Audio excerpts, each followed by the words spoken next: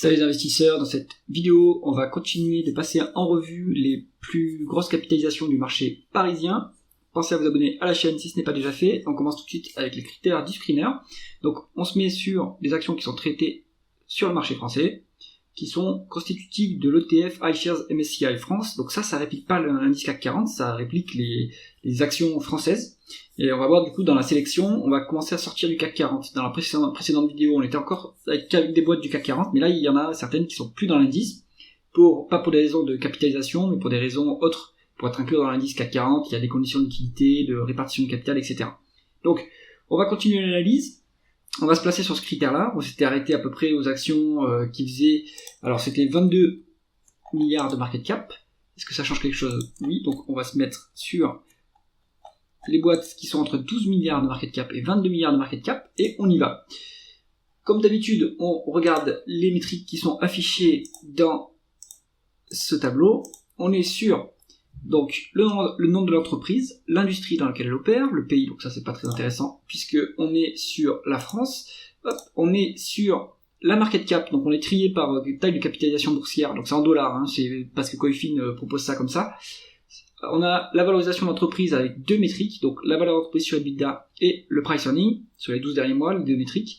La rentabilité via le rendement des capitaux investis, pareil sur les 12 derniers mois. Un autre indicateur de rentabilité, ça c'est plutôt pour les boîtes qui opèrent surtout pour les banques en fait, puisqu'on n'a pas de rendement des capitaux investis. Donc dans cette sélection il n'y a pas de banque, donc je vais omettre ce critère. On va juste garder le retour sur capitaux investis. On va regarder l'endettement de la boîte via la dette nette sur EBITDA, le rendement du dividende, le payout ratio, donc c'est-à-dire la sécurité de ce dividende, et la véracité de la sécurité de ce dividende, en comparant les free cash flow par rapport au bénéfice net, puisque c'est avec les free cash flow qu'on paye le dividende. Et on va également regarder la croissance totale, hein, c'est-à-dire organique et externe. Et on commence tout de suite avec le premier dossier de cette liste, donc Veolia Environnement. Donc on l'a étudié récemment sur la chaîne, vous pouvez retrouver la vidéo. On est sur une market cap de 22 milliards de dollars à peu près. Une valeur d'entreprise sur EBITDA de 6,5, donc c'est en absolu pas très cher payé, hein. Quand vous voyez le dossier d'après où on a 33, on voit qu'il y a une énorme différence. La raison est que, en fait, on n'a pas une énorme croissance, même si la croissance ici, elle est affichée à 10,5, il y a la fusion avec Suez qui a boosté les chiffres d'affaires, hein. Donc en organique, on n'a pas beaucoup de croissance. En revanche, on a pas mal de visibilité sur les cash flows, donc ça nous permet de supporter une dette qui est un peu plus importante sur les autres dossiers que sur les autres dossiers, à peu près 3 fois la dette nette sur EBITDA. La rentabilité est plutôt moyenne, hein, voire médiocre à 5,4 en termes de rendement des capitaux investis. Et on est un peu cher en termes de price earning, mais on paye en fait la visibilité, hein, sur les bénéfices de cette entreprise. On a un bon rendement du dividende à 4,4%. Attention, le payout ratio est élevé, mais en fait, on a des free cash flow qui sont quasiment 2 fois plus élevés que les bénéfices nets, donc en fait, le payout ratio il est plutôt à 60%, donc le dividende est quand même sécurisé à ce niveau-là. Donc Veolia, intéressant plutôt pour un rentier, hein, quelqu'un qui veut un dividende sécurisé, il n'y aura pas forcément de croissance du cours à attendre sur cette entreprise. On continue ensuite sur Sartorius, donc là on est plutôt sur un industriel de la biologie, market cap de 20 milliards de dollars, valeur d'entreprise de 33, valeur d'entreprise sur EBITDA de 33, donc c'est très élevé, price earning de 110, très très élevé également, pourtant la rentabilité opérationnelle est médiocre à 5%, et on est fortement endetté sur Sartorius. Normal puisque la rentabilité est faible, alors qu'on a une bonne croissance, hein, 14% de croissance annualisée sur 5 ans, à voir si ça inclut des acquisitions, mais en fait la dette c'est expliquée par le fait que soit on fait des acquisitions et on a du mal à rembourser la dette puisqu'on n'a pas de rendement des capitaux investis, soit on fait de la croissance organique mais on a du mal à s'autofinancer, donc il faut de la dette pour croître. Donc Sartorius, il y a un dividende qui est misérable, et un payout ratio qui est faible, des free cash flow qui sont plus élevés que les bénéfices nets. Donc en price to free cash flow, on est quand même, à mon avis, 2 fois moins élevé que ça, on doit être à 55, mais ça reste très élevé. Donc Sartorius, c'est pas qualitatif comme dossier, il vaut mieux être à l'écart. On continue avec Dassault Aviation. Donc là, on n'est pas, donc les deux dossiers Sartorius et Dassault Aviation, on n'est pas dans le CAC 40. Vous allez voir, hein, les dossiers d'après, on n'est plus dans le CAC 40, de toute façon, certains. On est sur l'aérospatiale et la défense avec le Rafale notamment, une market cap de 20 milliards de dollars, donc c'est élevé également comme market cap, c'est intéressant, ça diminue la volatilité des dossiers et ça augmente la liquidité. Mais l'entreprise sur EBITDA de 11,3, donc là ça commence à être un peu cher, un price earning de 23, là également c'est un peu cher, une rentabilité sur capital investi qui est faible, mais ça s'explique aussi par la présence d'énormes de cash net au bilan. Alors, en fait il faut recalculer cette métrique là, il faudrait sortir on peut peut-être regarder en termes de return on equity, hein, si on se place sur cette métrique-là, on est peut-être sur une meilleure rentabilité sur Dassault. Voilà, on est à 14%. Hein. Donc attention que le ROIC peut être biaisé également dans son calcul. Il faut le mettre en comparaison. Alors, c'est la même chose pour Veolia. Veolia, en fait, c'est parce qu'on utilise beaucoup de dettes. Hein. C'est pour ça qu'on a un bon rendement des fonds propres, puisqu'on a finalement peu de fonds propres et beaucoup de dettes.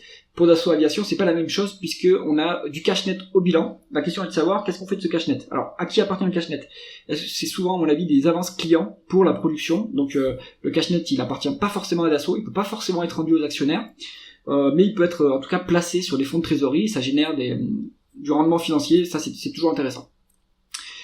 Rendement du dividende un peu faible à 1,4%. Pourtant, on a largement de quoi l'augmenter, hein, ce dividende, et donc à voir si le management décide de l'augmenter par la suite. Parce que voilà, les free cash flow sont quand même beaucoup plus élevés que les bénéfices nets. Donc Dassault Aviation, c'est quand même un dossier qui est intéressant. Il est dans le fonds France d'indépendance AM, par exemple.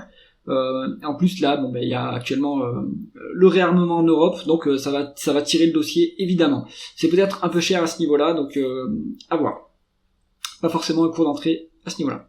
Bolloré. Donc là, on est sur la holding de Vincent Bolloré. Alors, honnêtement, moi, la galaxie Bolloré, j'en suis plutôt à l'écart. Hein. Je connais pas bien les mécanismes, les tenants aboutissants de toute cette cascade de holding, des participations croisées. Il fait souvent des simplifications via des OPA, mais les prix proposés, en fait, ne sont pas intéressants pour les minoritaires. Ceci étant dit, donc ça s'évalue pas comme une boîte classique, hein, ça s'évalue comme une holding. Donc les métriques que vous voyez ici, à mon avis, il vaut mieux pas trop en tenir compte. Ce qui peut être intéressant, c'est le rendement du dividende, mais on voit qu'il est un peu faible.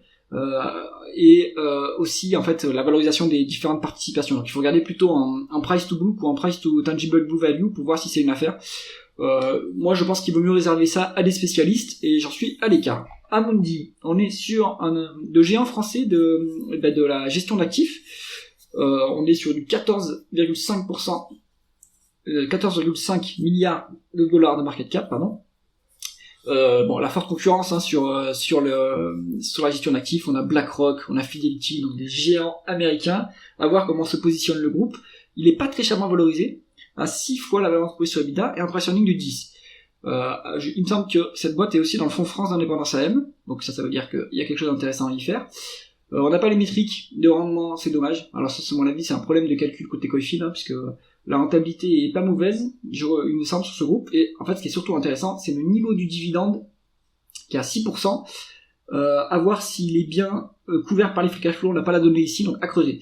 De mémoire, Amundi, c'est quand même un dossier intéressant. On n'est pas vraiment sur quelque chose qui dépend des marchés financiers, enfin on est sur quelque chose qui dépend de l'évolution de l'épargne en fait en France et en Europe.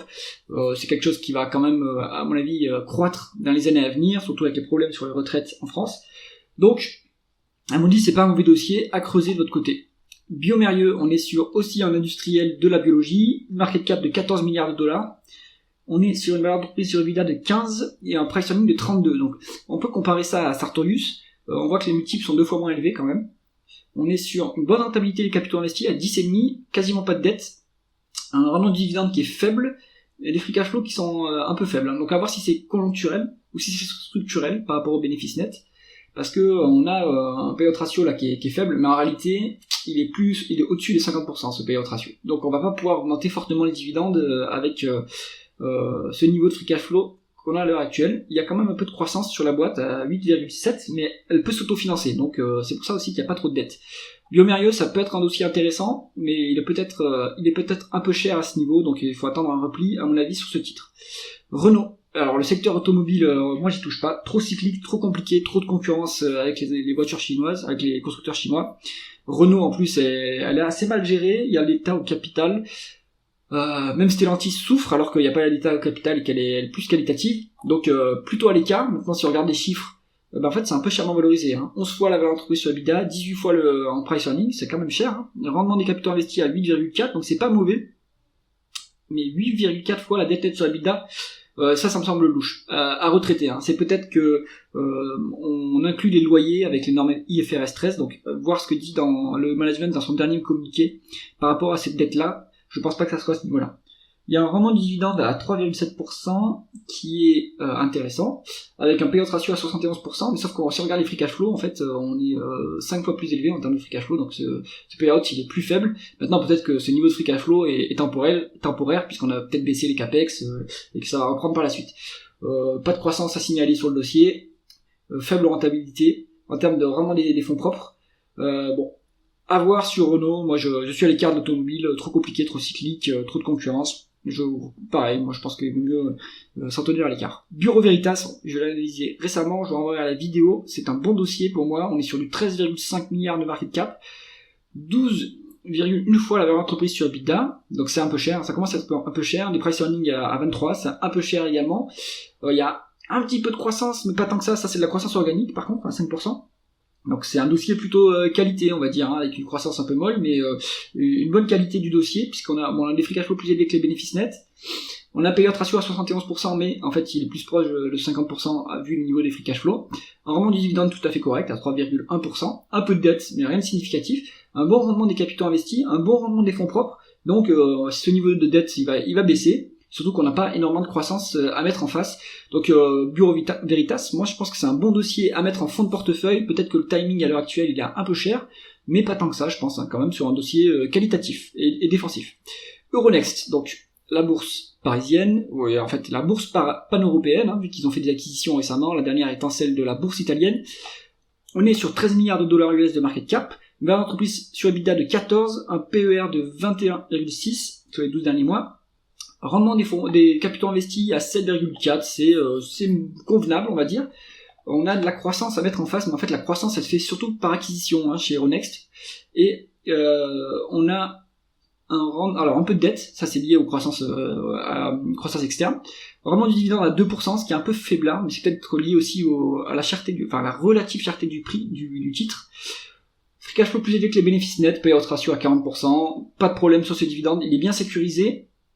Donc Euronext, c'était une société un peu value, on va dire, c'est devenu une petite société de croissance. Maintenant, je pense qu'elle est un peu chère à ce prix-là. Maintenant, on peut attendre un repli, je pense, pour venir sur un PER de 15 peut-être. Et là, ça redeviendra un peu plus intéressant. À ce niveau-là, ça commence à être un peu cher. Bouygues, on est sur un conglomérat industriel, construction, télécom, etc. Donc un peu difficile à analyser puisqu'il y a plusieurs parties dans cette holding. Donc là, il faut peut-être regarder aussi en price to book par rapport aux participations qu'on détient. 13 milliards de dollars US de market cap, 4,9 fois la valeur d'entreprise sur EBITDA, donc c'est un des dossiers les moins chers de la liste ici. Un PER de 11, donc les holdings elles ont souvent des décotes, c'est pour ça que ces multiples sont pas très élevés. Un rendement des capitaux investis qui est à 5%, c'est pas très élevé. Un rendement des fonds propres à 9%, c'est un peu plus élevé, mais c'est parce qu'il y a un peu de dette. Il y a presque 2 fois la dette nette sur EBITDA. C'est pas dangereux, mais bon, ça commence à être un peu lourd, ça va peut-être générer des frais financiers qu'il va falloir rembourser, un peu élevés, donc à voir ce que fait le management sur l'allocation du capital, est-ce qu'ils vont rembourser la dette. Normalement du dividende qui est tout à fait intéressant, à 6%, surtout que les free cash flows sont bien plus élevés que les bénéfices nets, donc on a largement les moyens de payer ce dividende, sur cette année en tout cas, peut-être sur l'année prochaine, et il y a un peu de croissance, à voir si c'est fait par acquisition ou par croissance organique. À mon avis c'est plutôt des acquisitions chez Bouygues. Dossier intéressant je pense, dossier value, à voir les perspectives. Alors sur les télécoms il n'y a pas de perspective, mais sur tout ce qui est plutôt les concessions via les filiales, ça peut être intéressant. Moi je pense que c'est plutôt un dossier rentier, Bouygues, plus qu'un dossier value. Voilà, alors si on doit retenir des titres dans cette sélection, si vous creusez, donc moi je retiendrai Bureau Veritas, même si c'est un peu cher à ce niveau, mais c'est plutôt du fonds de portefeuille, il y a un bon rendement du dividende, donc ça peut être intéressant. Si vous êtes un investisseur rentier, Veolia également, et c'est à peu près tout. Je pense que Dassault Aviation c'est trop tard, là ça a bien trop monté, et tout le secteur de la défense est en train de monter fortement, mais il n'y a plus de décote. Peut-être Amundi à la rigueur si vous creusez le dossier. C'est tout pour cette revue du marché, du top 40 du marché parisien. J'espère que cette analyse vous a plu. Si c'est le cas, mettez un pouce vers le haut et pensez à vous abonner à la chaîne. À bientôt.